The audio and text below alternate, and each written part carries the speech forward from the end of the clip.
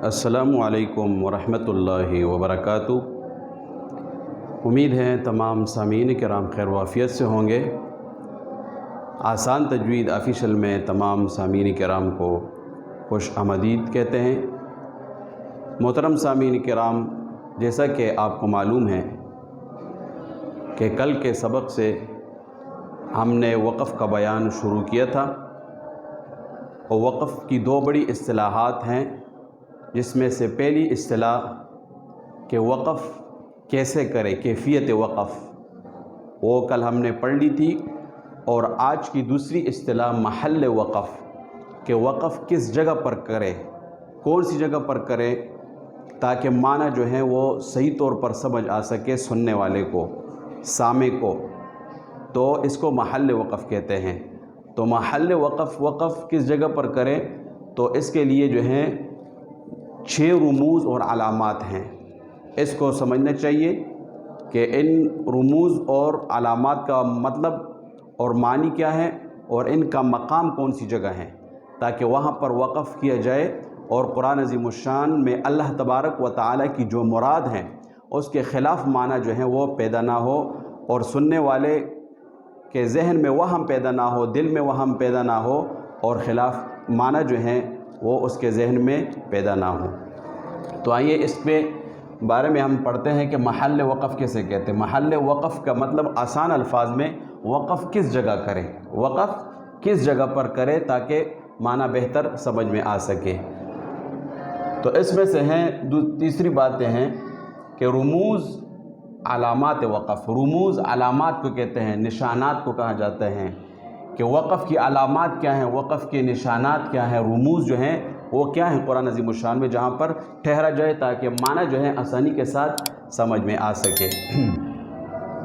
इनमें सबसे पहले जो है बड़ी अलामत जो है वक़फ़ की बड़ी अलामत वो है वो आयात करीमा है। कुरान अज़ीमुश्शान में आयात करीमा है। इसको तो हर एक मुसलमान जो है कुरान अज़ीमुश्शान पढ़ने वाला इसको समझता है कि ये गोल निशान जो कुरान अज़ीमुश्शान में आता है, जहाँ पर आयत पूरी हो जाती है, यहाँ पर आप वक़फ़ बिल्कुल कर सकते हैं, यहाँ पर माना भी पूरा होता है। इसका मतलब आयत का मतलब ऐसे समझिए जैसे जुमला, एक जुमला पूरा हो गया है कुरान अज़ीमुश्शान में, बात जो है वो पूरी हो गई, ठीक है। मज़मून पूरा ना हो लेकिन उस पर जो है जुमला पूरा हुआ है और बात पूरी समझ में आ रही है, तो इसको आयत कहते हैं, ठीक है। और इन आयत करीमा जो हैं इनकी तादाद 6666, और इसमें एक दूसरा कौल भी ये है, ग़ालिबन वो इससे तादाद में कम है, ठीक है, लेकिन 6666 जो है ये मशहूर कौल यही है, ठीक है। इसके बाद जो है दूसरी अलामत वक़फ़ की वो मीम है। कुरान अज़ीमुश्शान में ये हरूफ की शक्ल में ये रुमूज़ और अलामात लिखी गई होती है कुरान, मीम क़ा जीम ज़ा साद, ठीक है। तो ये अलामात वैसे ज़्यादा है, लेकिन यहाँ पर जो है जहाँ पर वक़फ़ करना जो है बेहतर है और लाजिमी है और जायज़ है, वो अलामत जो है यहाँ पर सिर्फ ज़िक्र की गई है, ठीक है। इसमें दूसरी अलामत जो है वक़फ़ करने की वो मीम है। कुरान अज़ीमुश्शान में मीम जो है वो लिखा होता है, तो इस मीम से मुराद में वक़फ़ लाजिम है, ठीक है। दूसरी बात ये समझे इसमें कि ये लाजिम से मुराद जो हैं वो लाजिम है जो इल्मुल वक़फ़ के माहिरीन क़ुर्रा और उलमा जो हैं उनके नज़दीक जो लाजिम है ये मुराद है। इससे जो है वो फ़िक़्ह वाला और कुरान हदीस की वजह से जो चीज़ लाजिम हो, वाजिब हो, फ़र्ज़ हो, वो मुराद नहीं है इससे, ठीक है। तो इससे ये वाला लाजिम मुराद है, यानी बेहतर यही है कि इनकी बात को माना जाए, क्योंकि ये माहिरीन ने इल्मुल वक़फ़ हैं, तो इसलिए इनकी बात को माना जाए। वक़फ़ लाजिम, तो इस वक़फ़ लाजिम का जो है इसका मफ़हूम और माना क्या है, इससे वक़फ़ ना करने से माना ख़िलाफ़ पैदा हो, ठीक है। वक़फ़ ना करने से यहाँ पर मतलब ये है कि वक़फ़ आप करें, लाजमी तौर पर आपको वक़फ़ करना चाहिए उलमाए इल्मुल वक़फ़ जो हैं उनके नज़दीक, क्योंकि अगर आप वक़फ़ नहीं करेंगे तो उलमाए वक़फ़ जो हैं, अहले वक़फ़ उलमा और माहिरीन जो हैं उन्होंने इसमें तहक़ीक़ की होती है, गौर व फ़िक्र और हौज़ किया होता है इसमें मानी में, अल्फाज में, तो उसके बाद उन्होंने इस नतीजे पे वो निकलते हैं कि इससे कौन सी जगह पर वक़फ़ कैसे करना चाहिए और कौन सी जगह पर करना चाहिए, कौन सी जगह पर नहीं करना चाहिए।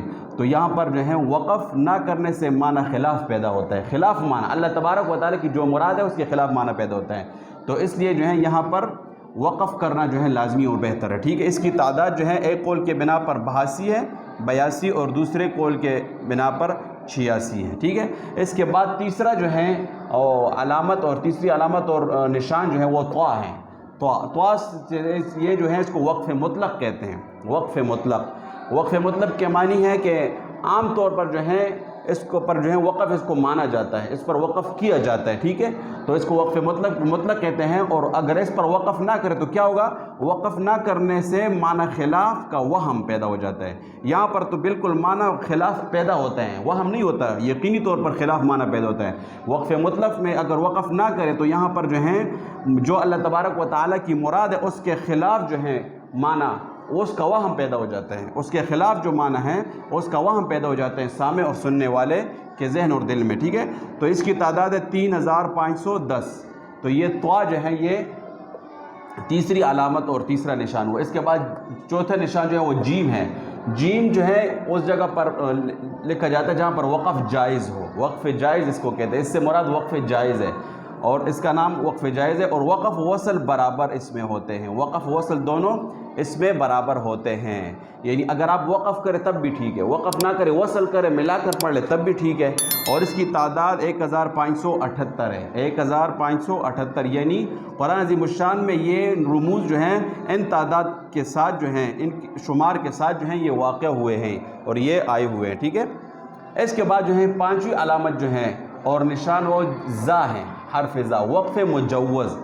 وقف مجوز جو ہے اس وقف کو کہتے ہیں کہ جہاں وصل و وقف جو ہیں دونوں کی دلیلیں ہوتی ہیں، لیکن دلیل وصل والی جو ہے وہ قوی ہوتی ہے، وقف وصل دونوں کی دلیل ہوتے ہیں لیکن دلیل جو ہے وہ وصل کی قوی ہوتی ہیں۔ لیکن اگر وقف کیا جائے تو وقف جو ہے اس کو جائز مانا گیا ہے، وقف کو جائز مانا گیا، اس وقف مجوز کا یہ معنی ہے کہ وقف کو جائز مانا گیا ہوا ہے۔ تو یہاں پر اگر آپ وقف کر دیں تب بھی ٹھیک ہے، لیکن بہتر یہ ہے کہ آپ وقف نہ کریں۔ ٹھیک ہے، تو یہ زا جو ہیں یہ علامت پانچویں ہوئی، اس کی تعداد جو ہے 191 ہے، 191۔ اس کے بعد جو ہے چھٹی علامت وہ ہے جو قرآن عظیم الشان میں واقع ہوتی ہیں وقف کے طور پر، اس کو وقف مرخص کہتے ہیں۔ وقف مرخص، وقف مرخص یہ ہے کہ مجبوری کے وقت جو ہیں اگر آپ کی مجبوری ہے، آپ کا سانس جو ہے وہ پھول رہا ہے یعنی سانس ختم ہو رہا ہے، اسی طرح اس کے علاوہ اور آپ کو جو ہے چھینک آ رہی ہے یا اور کوئی مسئلہ آپ کو پیش آ رہا ہے، تو اس وقت جو ہے مجبوری کی حالت میں آپ جو ہے اس سواد والی علامت پر وقف کر سکتے ہیں۔ اگر مجبوری نہیں ہے تو آپ کو پھر وقف نہیں کرنا چاہیے، اس کو وقف مرخص کہتے ہیں، اس کی علامت سواد ہے، اس کی تعداد جو ہے وہ 83 ہیں۔ تو یہ سامعین کرام ہمارا وقف کے بیان میں دوسری اصطلاح محل وقف کے وقف کس جگہ پر کریں، تو یہ جو ہے 6 علامات ذکر کی گئی ہیں، اور آپ اس کو اچھے طریقے سے سمجھ لیں اور یہ علامات یاد کر لیں تاکہ قرآن عظیم الشان میں اللہ تبارک و تعالیٰ کی جو مراد ہیں اس کے خلاف معنی پیدا نہ ہو، اور قرآن عظیم الشان کہ یہ اللہ تبارک و تعالیٰ کے کلام کے آداب میں سے آتا ہے کہ اللہ تبارک و تعالیٰ کے کلام کا ادب کیا جائے، اور جہاں پر اللہ پاک کی مراد جو ہیں وہ اللہ پاک جیسے کہنا چاہتے ہیں فرمانا چاہتے ہیں اسی طرح جو ہیں وہ ہم بھی اس پر تلاوت کریں اور اسی جگہ پر ہم رکیں، اور تاکہ جو ہے اس سے غلط معنی جو ہے وہ سننے والے کے ذہن میں پیدا نہ ہو۔ امید ہے آج کا سبق ہمارا آپ سمجھ چکے ہوں گے۔ اجازت چاہتا ہوں، السلام علیکم ورحمۃ اللہ وبرکاتہ۔